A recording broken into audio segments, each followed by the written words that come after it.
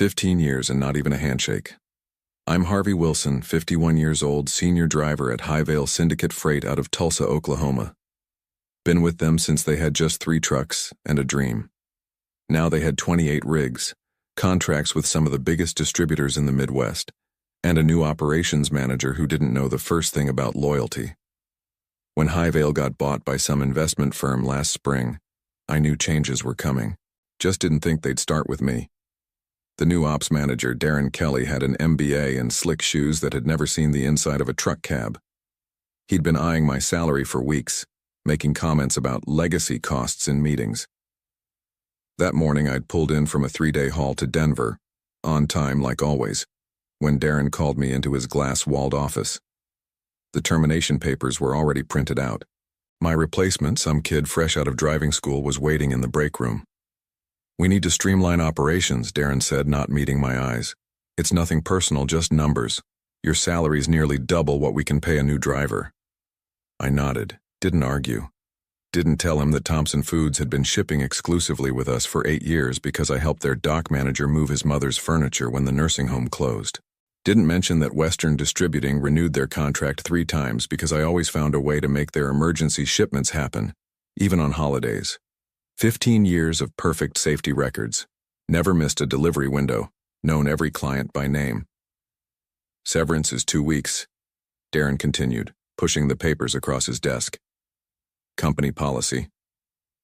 I signed without reading. Handed over my keys, my security badge, and my company credit card. Said thank you for the opportunity. In the parking lot, I sat in my pickup for almost an hour. Not angry, just thinking. About the clients who'd become something like friends over the years. About the Christmas cards I got from shipping managers across 6 states. About how this Darren didn't understand that in this business, shipments moved on relationships as much as diesel. My phone buzzed. Text from Bill Thompson himself. "Heard what happened. Those corporate idiots. Call me." Then another from Jerry at Western. "This true about you leaving? Let's talk before you make any decisions." By the time I pulled out of Highvale's lot, 3 more messages had come in. I didn't answer right away. Just drove home and sat on my porch, watching the sunset paint the sky orange over the Oklahoma plains. They'd fired a driver but lost something worth a whole lot more. I started at Highvale back when it was just old man Jenkins and his son trying to build something. Jenkins taught me everything: how to navigate mountain passes in winter, how to talk to clients, how to solve problems on the road without calling in. "The freight business isn't about trucks," he'd say. "It's about trust." For 15 years, I'd built that trust 1 mile at a time.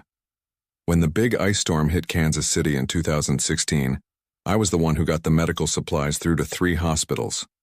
When floods washed out the main highway to Wichita, I found the back roads. When Thompson Foods needed an emergency shipment of packaging after a warehouse fire, I drove straight through 36 hours to make it happen.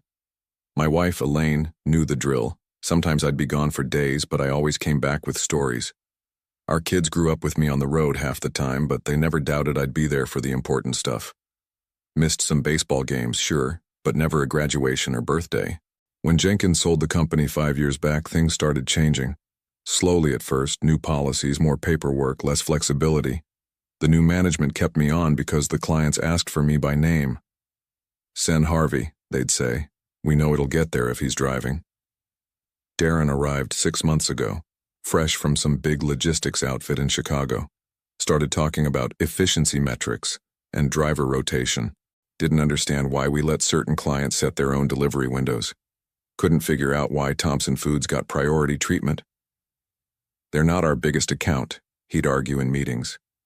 "No," I'd explain, "but they're our most loyal. Been with us since the beginning." He'd smile, that corporate smile. "Loyalty doesn't show up on balance sheets." I noticed the cracks forming. Started hearing whispers about rate hikes for our oldest clients. Saw how Darren hired drivers based on how little they'd work for, not how well they could drive. Watched him cut corners on maintenance. 3 weeks ago, I pulled him aside after he chewed out Dave, one of our best mechanics, for wasting time on preventative maintenance. "You're going to lose good people," I warned him. Darren laughed. Everyone's replaceable, Harvey. That's business 101. I didn't argue. Just went back to my roots, checking in with clients, making my deliveries. Keeping things running while the foundation cracked beneath us. Little did I know I'd be the first one they'd decide to replace. After sitting on my porch for an hour, I finally checked those messages. Bill Thompson wanted to meet for coffee tomorrow. Jerry from Western Distributing asked if I had plans to drive for another company. Maria at Lakeland Foods just sent a string of angry emojis followed by, "Call me." I went inside, made a pot of coffee, and sat at the kitchen table. Elaine was working late at the hospital. The house felt too quiet. I pulled out my logbooks, 15 years of routes, deliveries, relationships. Highvale didn't own those. They'd fired the driver but forgotten about the connections I'd built. My phone rang. It was Jenkins. Must have heard the news through the grapevine. "Damn shame what they're doing to my company," he said, voice gruff with age and anger. "I never should have sold." "You did what you had to do," I said. "Your wife's medical bill." "Still," he cut in. "I built that place on relationships, not spreadsheets. These new boys don't understand the business." After we hung up, I stared at my hands, calloused, weathered from years of driving, loading, problem-solving. 15 years gone with a single signature. The next morning, I met Bill Thompson at Riverside Cafe. He didn't waste time. "I heard what happened," he said, sliding into the booth. "Bunch of idiots. You've personally saved our bacon more times than I can count." "Just doing my job," I said. "No," Bill shook his head. "You did more than your job. Remember when our cooling system failed at the Broken Arrow warehouse? You got that shipment to our backup facility at 2 a.m. in a snowstorm." I shrugged. "Freight doesn't wait for good weather." Bill leaned forward. "We've got a contract with Highvale, but it's got a 30-day termination clause. Who are you driving for next? Because that's where our business is going." I hadn't even thought about next steps yet, but Bill's words planted a seed. By lunchtime, I'd met with Jerry from Western, who said the same thing. By dinner, 3 more clients had reached out with similar messages. Driving home, I passed Highvale's yard, saw my old truck, already reassigned to that young driver. Through the office windows, I could see Darren in a meeting, pointing at charts on a screen. That's when it hit me. Darren saw drivers as interchangeable parts, but clients saw us as relationships. For 15 years, I'd been the face of Highvale to most of our major accounts. I wasn't just a driver, I was their trusted partner. I pulled into my driveway, mind racing. Called my buddy Frank, who'd left Highvale last year to drive for a competitor. "What would it take," I asked, "to start our own outfit?" Frank was quiet for a moment. "You serious about this, Harvey?" "Never been more serious in my life." "You'd need capital, licenses, insurance." He started listing. "And clients," I added, "which I've got."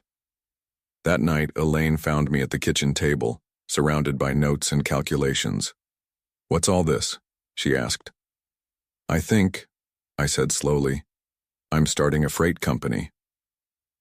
3 days after being fired, I walked back into Highvale's office. Not to beg for my job, I was past that, but to collect the personal items from my locker and talk to a few of the drivers I'd mentored over the years. Darren spotted me in the break room, talking with Doug and Alejandro, 2 drivers who'd started under my guidance. His face darkened as he marched over. "Harvey, this is private property," he said. "You can't just walk in and disrupt operations." "Just collecting my things," I said, holding up my old thermos and the family photo that had been in my locker, "and saying goodbye to friends." Darren crossed his arms. "I've heard you've been talking to our clients." So that's what this was about. Word travels fast in the freight business. "They called me," I corrected, "to ask why I wasn't delivering their shipments anymore." "Well, stop it," Darren snapped. "Those are Highvale accounts. Interfering with our client relationships could be construed as tortious interference with business relationships."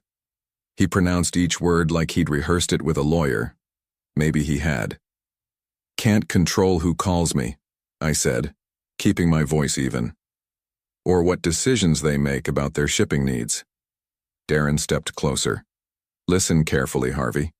You signed non-compete and non-solicitation agreements when you joined Highvale. If you try to poach our clients, we'll bury you in legal fees. I hadn't expected this, couldn't afford a legal battle. 15 years of loyalty, and now they were threatening to sue me for taking phone calls. Check those agreements, I said, remembering something important. They expired after 10 years. Jenkins made sure of that. Darren's face flushed. He clearly hadn't done his homework. Regardless, he recovered. This is your one warning. Stay away from our clients. I nodded, picked up my things, and walked out. In the parking lot, Doug and Alejandro caught up with me. He's running this place into the ground, Doug muttered. Cutting corners on maintenance, pushing drivers to break hours of service rules. 3 guys quit last week, Alejandro added. Replace them with rookies who'll work for peanuts. I'd suspected as much, but hearing it confirmed made my stomach tighten. Not just for the business implications, but for safety. Poorly maintained trucks and overworked drivers were a recipe for disaster. You two be careful, was all I said. Back home, I called Jenkins to ask about those agreements. He confirmed what I remembered. The non-compete and non-solicitation clauses had expired years ago. I never believed in tying people down forever, he explained. Good business is built on choice, not force. The next day, I got a certified letter from Highvale's lawyers anyway, threatening legal action if I continued soliciting their clients. Pure intimidation. They had no case, but they hoped I wouldn't know that, or couldn't afford to fight it. That same afternoon, Bill Thompson called. Highvale just tried to raise our rates by 15% with no explanation. He fumed. When I mentioned your name, their sales guy got all squirrely. One by one, similar calls came in. Highvale was scrambling to lock down clients using strong-arm tactics and sudden rate hikes. Classic desperation moves. That evening, Frank came over with pizza and beer. We sat on my back deck, hammering out a business plan. He'd already pulled together information on insurance, licensing requirements, and startup costs. The numbers were daunting but not impossible, especially if we started with just 2 or 3 trucks. We'd need a solid base of guaranteed contracts, Frank said, taking a swig of beer. I looked at my phone, which had been buzzing with client messages all day. I don't think that's going to be a problem. 1 week later, I was sitting in a small office I'd rented in an industrial park on the east side of Tulsa. Frank had tapped his 401k. I'd pulled money from savings, and together we'd secured financing for 2 trucks. Didn't seem like much compared to Highvale's fleet, but it was a start. We'd filed the paperwork to establish Wilson and Reynolds Freight LLC, applied for our DOT authority, got the insurance squared away, expensive, but our clean driving records helped. Even found a decent used truck that would be ready next week. What I hadn't expected was the call from Patty, Highvale's longtime dispatcher.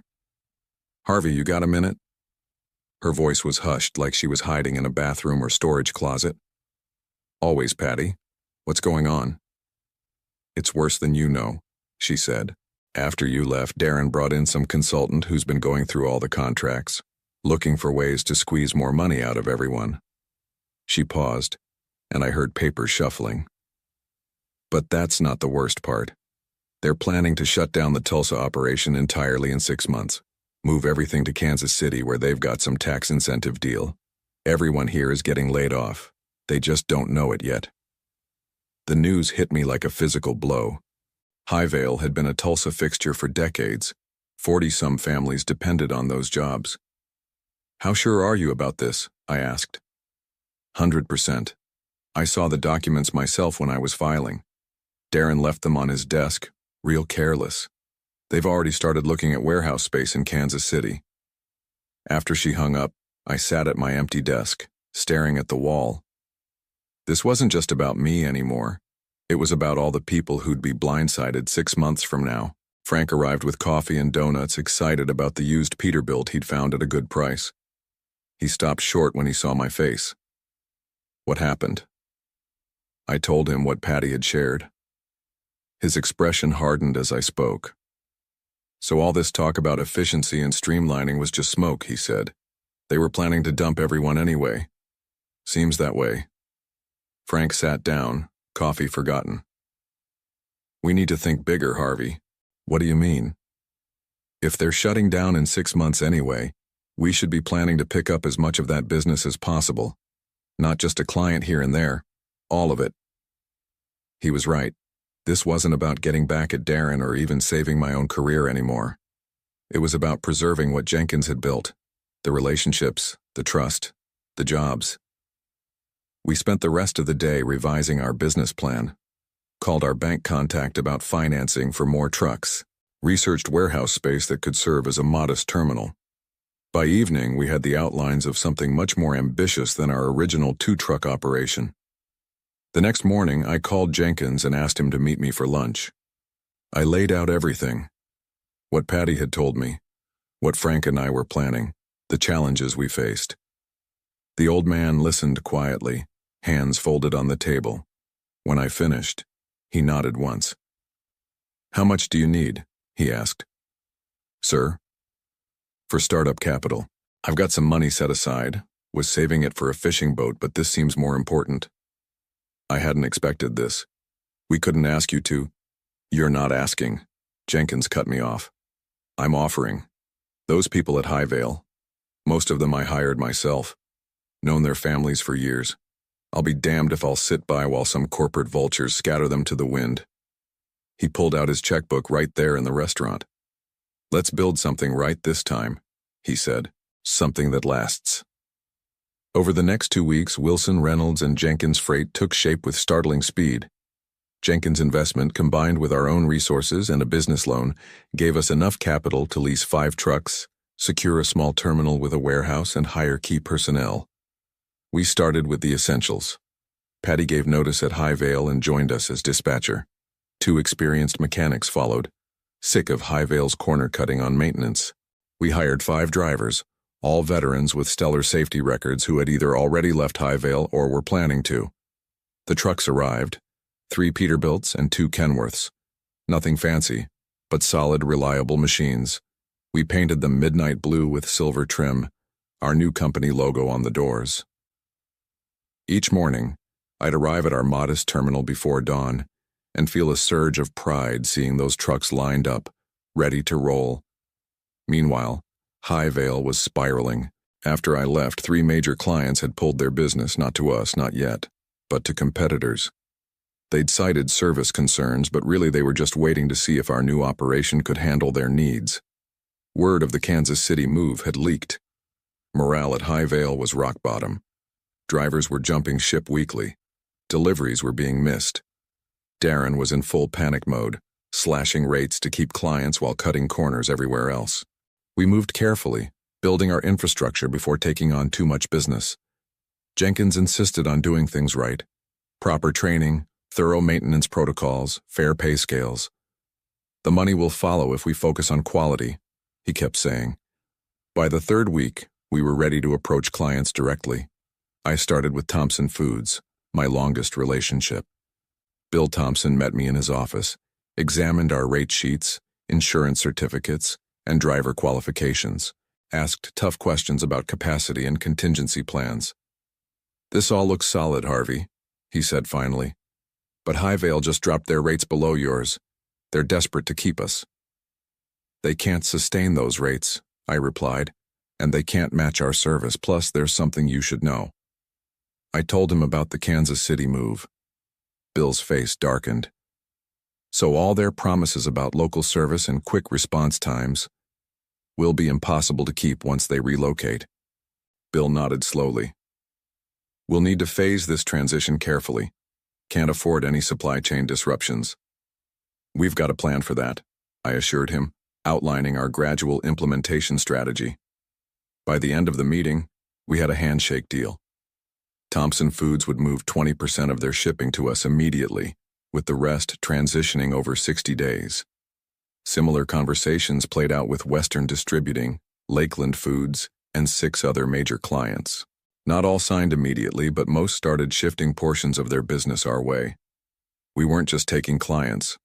We were taking the good people too. Every week, another Highvale employee would approach us looking for work. We couldn't hire them all, but we took the best. Experienced dispatchers, skilled mechanics, reliable drivers. Then came the moment that confirmed we were on the right path. Doug, the driver I'd mentored who was still at Highvale, called one evening. "Harvey, you won't believe this. Darren just announced they lost the Cornerstone Builders account." Cornerstone was Highvale's biggest client, 30% of their business. "What happened?" "Word is they found out about the Kansas City move from one of their contacts at Western. They've already signed with someone else." I asked the obvious question. "Who'd they sign with?" Doug laughed. "That's the best part, not you guys. They went with National Logistics. Darren's been running around screaming that you somehow engineered it, but everyone knows it's his own fault. The plan was working better than we'd hoped. We didn't need to actively poach all of Highvale's business. The company was imploding on its own. 2 months after being fired, I was back behind the wheel, delivering a critical shipment to Thompson Foods. Their main production line had suffered a breakdown, and they needed replacement parts by morning, just like old times. Except now the truck I drove had my name on the door. As I backed up to Thompson's loading dock at 4 a.m., Bill himself was waiting, despite the early hour. "You're a lifesaver, Harvey," he said as I handed him the manifest. "Our production manager says we can be back online within 2 hours now." I helped unload, then joined Bill in his office for coffee. He seemed distracted, checking his phone repeatedly. "Everything okay?" I asked. "Just waiting for confirmation on something," he said, pouring more coffee. "Should be any minute now." His phone buzzed. He read the message, then smiled. "It's official. As of this morning, we've terminated our contract with Highvale. You're now handling 100% of our freight." I knew this was coming. We'd been gradually taking on more of their business, but hearing it formalized still felt momentous. "Appreciate your trust," I said simply. "Trust is why you got it," Bill replied. "But you should know you're not the only one. Western Distributing cut ties with them yesterday. Lakeland Foods the day before. From what I hear, Highvale has lost 80% of their Tulsa business in the last 6 weeks. On the drive back to our terminal, I passed Highvale's yard. The lot was half empty. A for lease sign had appeared on the fence. Through the office window, I could see Darren on the phone, gesturing frantically. I didn't feel the satisfaction I'd expected. Just a quiet sense that things were working out as they should. We hadn't stolen anything. We'd simply built something better, something based on the values that had always mattered in this business. Back at our terminal, Jenkins met me in the break room. "Have you heard?" he asked. "About Highvale losing most of their clients?" "Yeah." Jenkins shook his head. "More than that. They're declaring bankruptcy, effective immediately."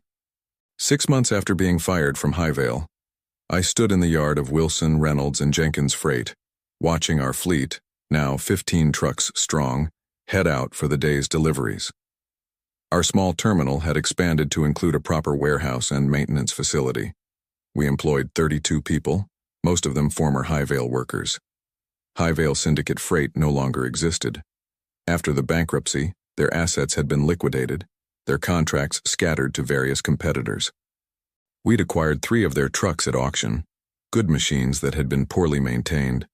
Our mechanics had spent weeks getting them back into proper shape. Darren had left town. Last I heard, he'd taken a position with a logistics firm in Phoenix. The investment group that had bought Highvale from Jenkins had written off the entire venture as a loss. Jenkins joined me in the yard, leaning on his cane. At 73, he wasn't actively managing day-to-day operations, but he came by most mornings to have coffee with the drivers and share his wisdom.